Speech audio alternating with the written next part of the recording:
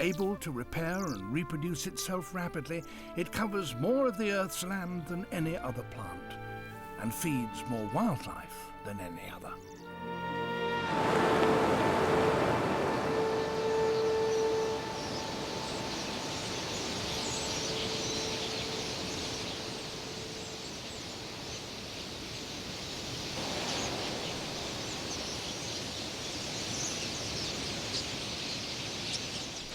Red-billed quelea, 1.5 billion, swarm across the savannas of Africa.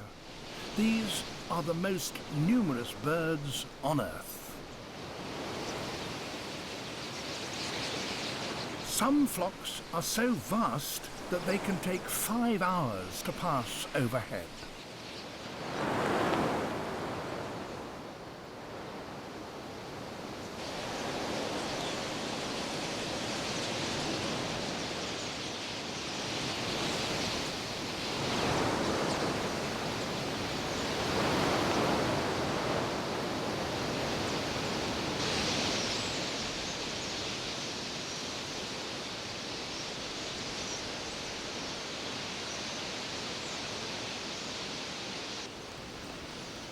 Only grass can feed plagues of these proportions.